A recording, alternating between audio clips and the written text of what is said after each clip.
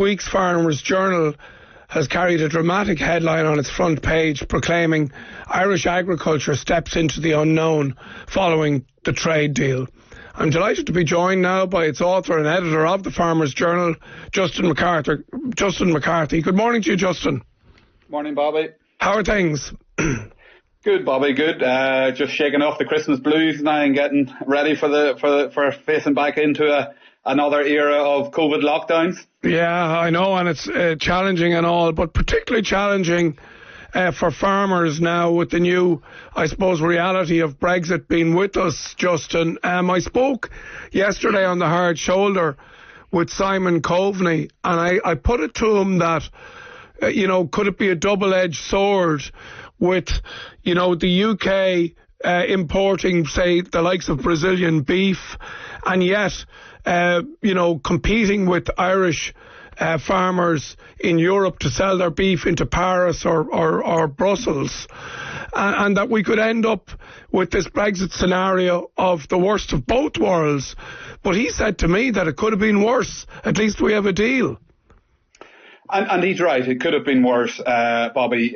Basically, if there had been no deal, Ireland would have immediately faced a cliff edge where it would have been heading into a tariff wall of 1.35 billion euros in agricultural produce. I suppose to put that in context, if there had been no deal, Irish agriculture, if it had been a member state, it would have been the most impacted member state, second only to Germany. And that's Irish agriculture alone. So it just shows how exposed we were to no deal.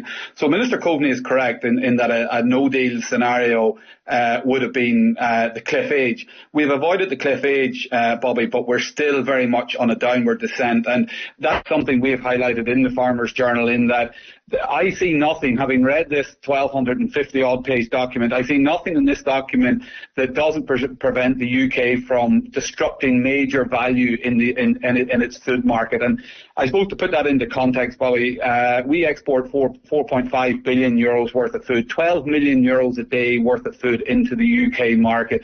The British market eats 5 times more Irish beef. Now, that's 5 times more Irish beef than we eat ourselves.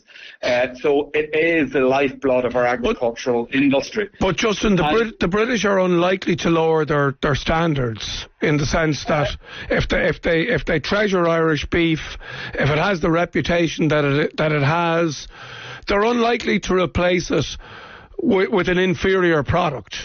Bobby, the UK, the average household spend on food and non-alcoholic beverages is the lowest in the whole of the EU. The UK spend 50% as much on packaged holidays every year nowadays as they do on food. So I don't buy that argument. I buy that argument in the context that prior to Brexit, that the UK couldn't access third country trade deals. The UK has a food import requirement of 100 million euros worth of food every single day of the year. They can only feed about 60 to 70% of their own people. They need to import food. The biggest trade concession that the UK can grant the US, Brazil, Argentina, Australia, New Zealand, when they sit down to realise their global trade ambition, is unprecedented access to that food market.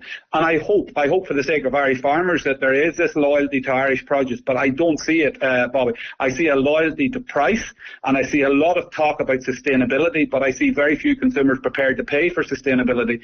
So my fear is quite like the one you put to Simon Coveney, is that the British farmers continue to get unrestricted access to the European market, and we see huge value destruction, which Ireland, and particularly for beef, can't compete in a race to the bottom on price, because we still have to comply to European standards, whereas the US, Brazil, all these other countries don't have the same environmental standards and have growth hormones and access to other tools that aren't available to Irish farmers, and that's going to be a huge problem. Bobby, we see it already.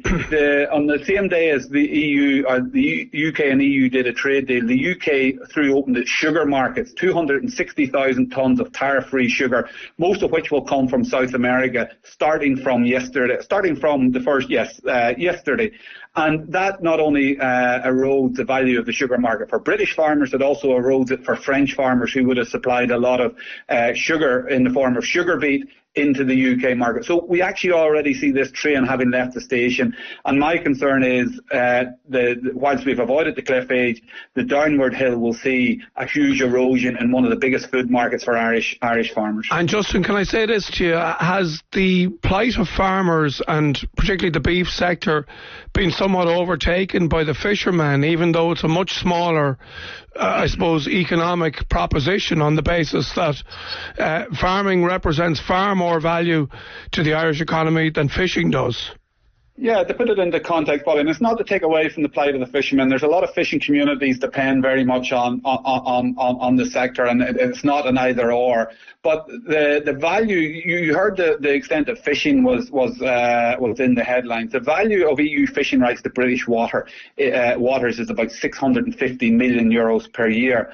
The value of Irish beef exports alone into the UK market, not European, but Irish beef exports alone, is 770 million euros. So Irish beef farmers were more exposed in the entire EU fishing industry. And the EU fishing industry has a five and a half year transition phase there, moving to 25%, albeit very challenging.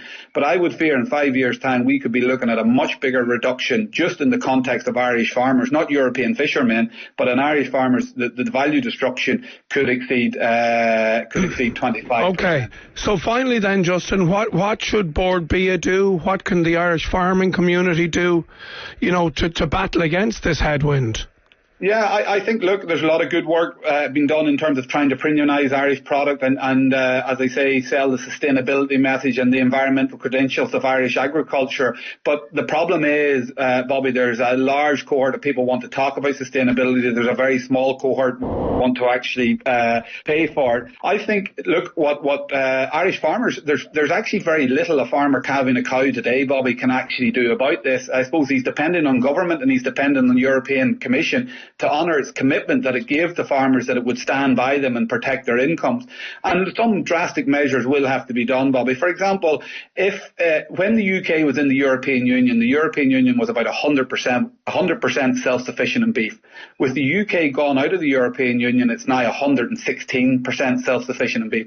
So really the challenge to the European Commission will be creating a value for any product displaced from the British market for Irish exports. And to do that, they're going to have to look at how they manage imports of product, particularly beef, into the European Union from countries such as Brazil, Argentina, and other parts of the world. And the real demand of farmers to the Irish and European Commission will be to take the steps necessary to protect the value and the demand for Irish exports that are displaced from the British market. All right. Well, look, it's a fascinating subject, Justin, and I wish you well in your quest, because it is going to bring its challenges.